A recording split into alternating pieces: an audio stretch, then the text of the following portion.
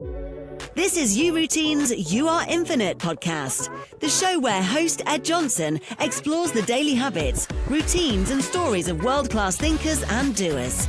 Each week you'll hear from experts who share small practices that fuel big results.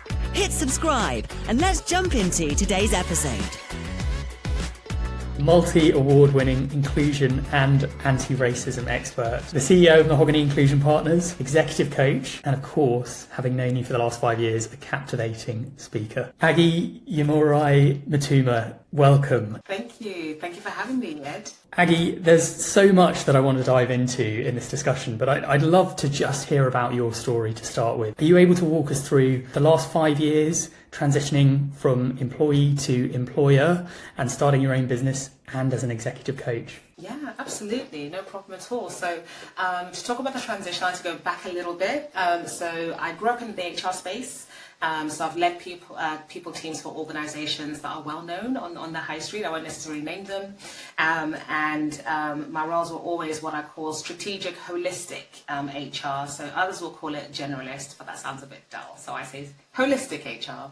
So everything from recruitment, how do we get the best talent into the organisation, right through to the end, whether they've left or it's a merger acquisition, and then all the beautiful parts in between. So leadership, coaching, values, behaviours, performance management, what else? Reward benefits, etc. So everything around how do we bring great people into our organisation, and then how do we nurture, grow them, and look after their well-being so that they deliver great results for the organisation.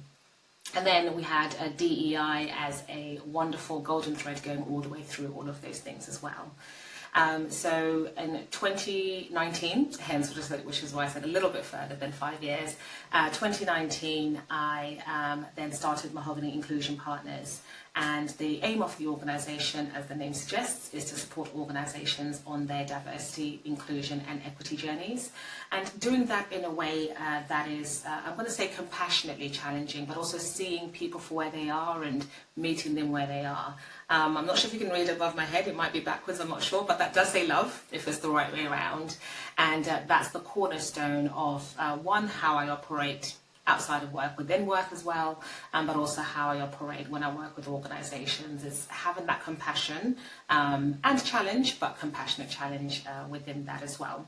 So the last sort of 5.5-ish, almost 6 years have been absolutely beautiful. We've worked with large corporates, small organisations, global charities as well, supporting them to make their cultures better for everyone so the organisation succeeds.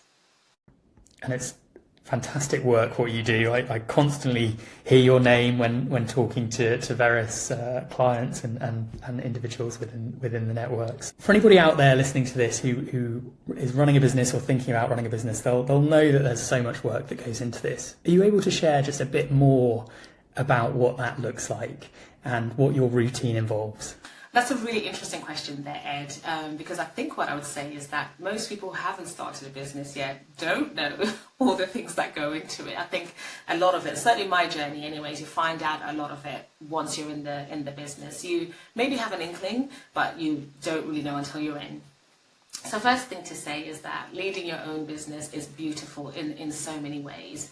In most cases, people start businesses that are close to their heart and feels really passion-driven and purpose-driven. So there's that beautiful piece around there. I think the biggest myth is that you'll have more time. In most cases, especially either at the beginning or when things start ramping up, you probably have less time to do what you want to do, but you're in control because you can turn things off or turn things down as much as you want to. Now, the additional piece that we talked about earlier, didn't we, Ed, was around when you start your own business, you have oversight at least. If you're lucky enough to have a huge team at the beginning, that's great for you. But even then, you still have oversight across so many different functions. You're doing the thing that you love, where your heart and passion and expertise in. You're also looking at the finances, what money is coming in, what does it look like from a forecast point of view, can we afford certain things, what's cash flow, all these pieces you need to think about. And even if you have the expertise, so for me, I understand finance, I get it, but do I love it? Absolutely not, but you still need to focus on it. Marketing, business development, social media, which are all separate things which come under the marketing umbrella. They are things that you need to be aware of, understand, and also execute sometimes, depending where you are in terms of your cash flow. Pre talked about cash flow. Even things like networking. Networking becomes really, really important. And networking, not necessarily because you're thinking about what you're going to get, but it's also about what you give. As well. So, what can you give? How can you support? And these things, there's a beautiful virtuous cycle that can happen there as well. Then there's leading people, and it's really been interesting for me because I grew up in HR, so coaching leaders, supporting leaders in terms of leading their people and people strategies, etc. But doing that for your own business is actually quite different. I didn't expect that. That really surprised me. So loads of different things that you have to think about. So having said that, and I'm definitely a multitasker, I love multitasking, I love having lots of things going on at the same time, but routine absolutely plays a huge part in this. And if you'd spoken to me maybe 6 years ago about routine, I'd have probably said, no, no, just do things. Do it when you feel like doing it. No, I wouldn't be quite there, but I wouldn't be a real advocate of routine. But what I've definitely found is that the routines you put in place will support you to deliver in the parts that you love, but also the parts that you might not love so much. It will allow you to make sure they happen, because sometimes you need that reminder, don't you, to make sure it's in there. So routine definitely plays a huge part. And I have personal routines which definitely help me as a person. So one of them is each morning when I wake up, I'll wait, alarm or not, whichever way I decide to wake up on the day. Sometimes I don't set my alarm because I don't need to be in a 8 o'clock meeting or something. And the first thing I'll do is just stay still in bed. I won't check my phone, I won't even move, I'm not even open my eyes, but I'm awake, and I'm practicing gratitude. I'm thinking about things I'm grateful for. Then I'm thinking about what's coming up today and sort of being grateful for that as well. It doesn't matter what meeting it is or what's happening, I'm grateful because actually I know that 7 years ago I'd want to be in this place. I'd want to be leading my own business, and I wasn't then. And then sort of maybe thinking about how I make the most out of the day. So every day starts like that. No phone, no anything. That's my sort of set myself up routine. And then organizational wise, my calendar and how I use it is really important. So I blocked loads of different elements of time out. So I have my Mondays as meeting free as possible, because that allows me to respond to emails, even work on the business. So that piece around on the business is really important, because I think there are times when you can just focus on in the business, but you're not thinking strategically, you're not thinking about where it going, you're not thinking about what's working, what's not working. So my Mondays are also about that, working on the business, and that's a routine I have, and it's in my calendar. The team know not to put anything in there. Sometimes things slip in, and that's okay because we'll have a conversation about it. And then also for the rest of the week, I'll have a chunk of time, Wednesday mornings, not that you need to know that when it is, but a chunk of time which is about proposals and any kind of business development. So if we've got proposals coming through, I'll use that time to check them, make sure they're good, and we're going in the right place for our clients. I'll then have some other time on the Thursdays and Fridays where it's about marketing. So what are we doing from a marketing point of view? What are we doing from a finance point of view? So many different things. And those times and those routines are blocked out. There are times when it slips, but the fact that they're there from a routine point of view, it means more often than not, I get around to doing one of these. And interestingly, even though there's less time maybe to deliver because I've blocked those times out, everything just feels lighter. It's all moving in the right direction. And another routine is with my team. We meet, it used to be every day, but now it's every other day without fail. We will meet for half an hour in the morning before the day starts. We'll just catch up. How are you? How are you doing? What's on your plate? What's on my plate? What do we need to do? How are those client meetings going? So again, that communication is really strong. So lots of routines there, which really help. I love that. And I love two parts of what you've just said there. I love, first of all, you referencing that a few years ago you thought routines were really boring. I think a lot of people do, and I think they probably are. But I think the crucial thing is actually knowing that they're not particularly exciting, but that they give you so much structure and they allow for that productivity and that calm that you talked about just then, where you know things are moving forward. Absolutely, and I've just cut across you a little bit, I'm sorry, but I also want to say that routines, or all your successes, if you want to call them that, whether it's, I want to run 10K, which I will never do, by the way. If you hear me saying that, just like shake me or something, because that's just not my thing. But even if it's running 10K or even 5K, if it's climbing that mountain, if it's, getting hench, or whatever that people do in the gym, whatever that may, or running your business, whatever it is that you're doing, that only happens with small actions over and over and over again. And those small actions are your routines. And those small actions in themselves might seem dull, but you're not going to get hench and muscly if that's what you want to do, or lose the weight or whatever it is, if you don't do those dragging yourself out of bed and going to the gym. That bit's mundane, but it all adds up to what you want. And it's the same thing, isn't it? Yeah. Those incremental habits, that consistency is so vital. And I also love that part of what you reference in your morning routine is actually just lying there, waking up and just being in the moment. I think people think that habits and routines have to be really active. They have to be kind of get out of bed at 5 a.m. and go for a run. And actually, part of a routine can be just lying there or just pouring a glass of water and just being in the moment, whatever it looks like. So I love that. Yeah, and I think that's probably one of my favourite routines, actually. And I was definitely of the thinking that a routine had to be a thing that you were doing, that you could say, yep, done that, or I can see that I've done that. But no, it doesn't. It really, really doesn't. And I love that. And I actually think part of a routine could be things that you try and avoid doing. Unhealthy habits and things can feed into that. Or, part of my routine is I'm going to spend less than 20 minutes a day scrolling through social media, or no time at all. Yes. Absolutely. I agree. So talking now about routines more in terms of the work that you do, obviously your work is in inclusion, anti-racism, and often involves transformation of organisational cultures. How important are routines and structured practices in sort of sustaining change in those areas? Sure. So again, I think all of these beautiful ambitions around a great culture, a winning culture, high-performing culture, inclusive culture, whatever that may be, that is, again, the result of small moments of truth between colleagues, between line managers, between teams. So what I would say around routines, around that, what helps is actually thinking about where are we now as an organisation or as a team, or even as a leader. If you're a leader and you're thinking you want to be more inclusive, where do I want to be? And then what are those things that need to happen to get me there? And how do I make sure I do something with that every day maybe, or every other day at least? So an example I'll give around a team would be team meetings. So I think anyone in a team, think about this for your team. We all know that in most team meetings that especially happen regularly, you'll have somebody who speaks a lot and maybe isn't saying much. There's someone who speaks little but also something maybe has a lot to say, a lot to add. And then there are people who maybe don't actually contribute that much. They don't say much, and maybe your perception is that they don't know. Maybe your perception is that they're maybe just a bit quiet. But actually, what is actually happening for those people? Very often in the Western world, certainly, we value extroversion. And I'm an extrovert, so it works for me.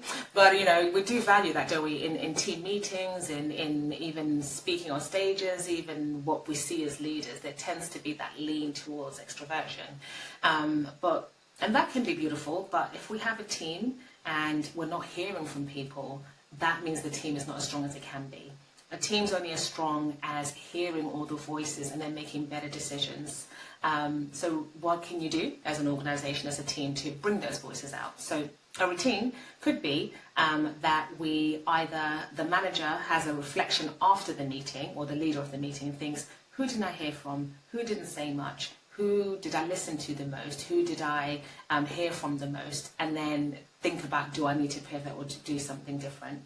A routine for the team, and you can work with your team on this, could be before each meeting we send an agenda. For me, if you say that to me, I'm probably not going to read the agenda because I'm just not, I mean, I will have a look, but it's not something that I would hanker for or be really, waiting for. But there are people who do need that time to reflect and think about things. So maybe that's a routine that you have. Maybe a routine you have at the end of the meeting is actually asking everybody that question. Did we make space for everyone's voice in this meeting? Let's challenge ourselves as a team, if your team's ready for that and they're, on that, they have that psychological safety. And maybe as a team, maybe reflecting, even better if, this meeting seemed great, even better if, what would make it even better next time? So that's the way that, and again, I'm giving you lots of different options. They're not, you must, it's about what works for your team, what works for you. But these are some beautiful routines that don't necessarily take loads of time. But as you can probably see, you can see how the team meeting should get better and better and better and better. So yeah, that's definitely there. And that's inclusion, and that's better decisions. That is hearing every voice. That is all of those beautiful things through a routine. Fantastic. And the point that you make about, not everybody reading an agenda, but some people really valuing it. I think, Aggie, I'm probably the same as you. I might skip past reading an agenda and just turn up to the meeting. Yeah. But I know that other people, and I'll take the example of this podcast series that we're recording at the moment, I know some of the guests have really wanted to double down on going through those questions again and again beforehand for preparation. And it's just about making sure that you're taking everybody's requirements or needs into account and creating that inclusivity. So it's really interesting to hear you say that. Yeah, because there isn't one right way of doing things. There really isn't. There's so many ways of doing so many different things, right? And if you want to be great leaders, great colleagues, a great team, how do we factor that in? And, yeah. And moving from routines and obviously continuing along the line of healthy habits, creating this routine, I think a big part of what we talk about at uRoutine is accountability. So what you say you want to do versus what you're actually doing. And as an executive coach, how do you hold senior leaders or your clients to account or help them to stay accountable to what they want to achieve? Yeah, thank you. And it comes down to routine, and for them to actually decide what their routine is. And I think very often, we make New Year's resolutions, don't we, as human beings? We say, we want to do this, we want to get fit, we want to learn how to speak this language or do all of these things. And we actually mean it at that point in time, don't we? We're like, yeah, we're going to go off and do it. And I think you'll probably know the stat more than I do, Ed, but I think by the 6th of January, a high percentage of people have dropped their New Year's resolutions. And maybe there's something in making them a New Year's Eve when you're probably a bit tipsy, so maybe make them then. Maybe, I don't know. But a large proportion, like I said, you'll know the stat more than I do. So in the coaching relationships that I have with executives and with my coachees, it's about, first of all, being really, really clear on your why.